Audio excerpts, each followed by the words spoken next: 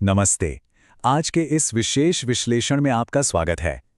मर्यादा पुरुषोत्तम राम के जीवन में वैसे तो कई भक्त आए जिन्होंने इतिहास के पन्नों पर अपनी गहरी छाप छोड़ी, लेकिन आज हम एक ऐसे ऐतिहासिक और बेहद भावुक क्षण की बात करने वाले हैं जब एक साधारण से मनुष्य ने पूरी सृष्टि के रचयिता को अपनी शर्त मानने पर मजबूर कर दिया था।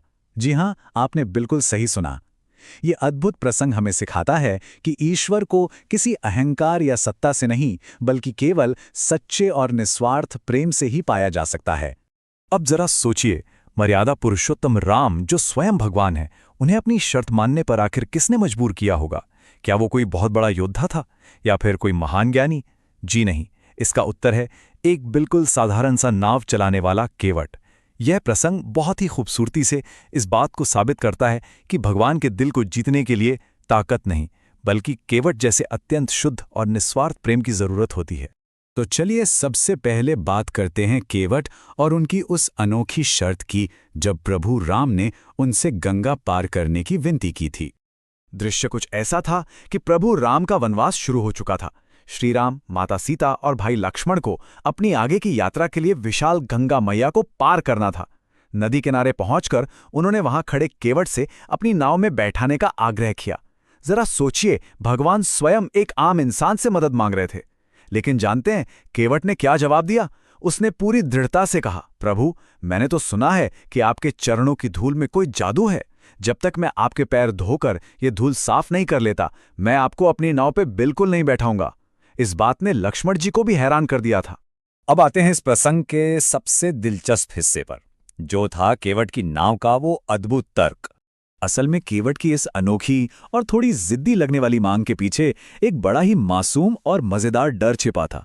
उसने राम जी से कहा कि प्रभु, मैंने सुना है कि आपने पत्थर की बनी अहिल्या को अपने पैरों से छूकर एक सुंदर जीवित स्त्री बना दिया।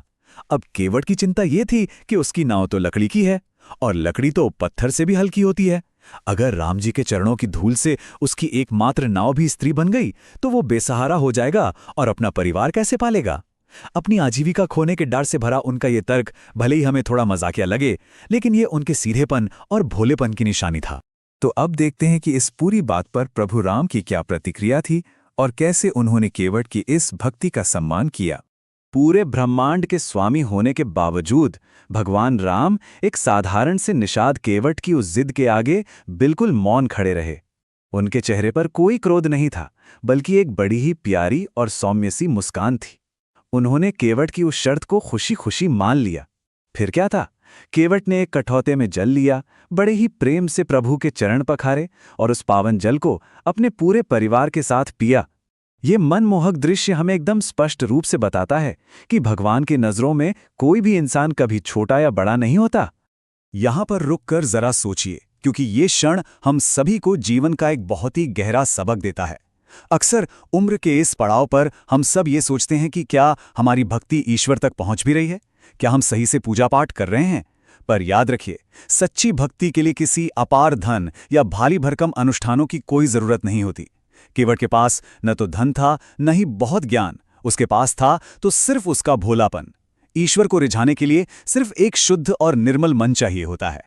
इस कहानी का अगला हिस्सा और भी ज्यादा भावुक है, जो है नदी पार करने के बाद उतराई, यानी मजदूरी लेने से केवट का इनकार।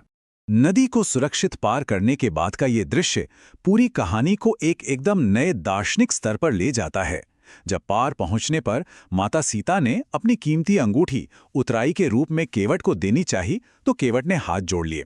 उसने बड़ी ही विनम्रता से कहा, प्रभु, हम दोनों तो एक ही बिरादरी के हैं, एक ही पेशे के हैं। आज मैंने आपको नाव से पार उतारा है, कल जब जीवन के अंत में मैं आपके द्वार आऊं तो आप मुझे पार उतार देना। मुझे मजदूरी नहीं चाहिए। जरा ध्यान दीजिए कि ये किस स्तर की भक्ति है। ये सांसारिक और भौतिक लालच से बहुत ऊपर की बात है। केवट ने अपने रोजमर्रा के एक साधारण से काम को सीधे ईश्वर के ब्रह्मांडीय कार्य के बराबर रख दिया था। उसकी भूमिका महज एक छोटी सी नदी को लकड़ी की नाव से पार कराने की थी, लेकिन उसने प्रभु राम की वास्तविक भूमिका को बहुत अच्छी तरह पहचान लिया था, जो है हम सभी आत्माओं को जीवन और मृत्यु के इस विशाल भवसागर से पार उतारना। एक नाविक के मुंह से निकला ये विचार सच में हैरान कर देने वाला था। तो आखिर इस पूरे प्रसंग से हमें जीवन के लिए कौन से 3 बड़े सबक मिलते हैं, आइए उन्हें समझते हैं। ये प्रसंग महज कोई पुरानी कथा नहीं है, बल्कि आज भी हमारे जीवन का एक बहुत बड़ा मार्गदर्शक है। पहला सबक है समर्पण। जब हम अपना अहंकार छोड़कर ईश्वर के सामने पूरी तरह समर्पित हो जाते हैं तो वो हमारी रक्षा स्वयं करते हैं। दूसरा है समानता। प्रभु राम ने बिना किसी भेदभाव के एक गरीब केवट को गले लगाकर पूरे समाज को ये संदेश दिया कि प्रेम ही दुनिया का सबसे बड़ा धर्म है। और तीसरा सबक है संतोष। केवट का वो संतोष हमें बताता है कि जो व्यक्ति सच्ची भक्ति में मग्न है उसे संसार के भौतिक धन की कोई लालसा नहीं रहती।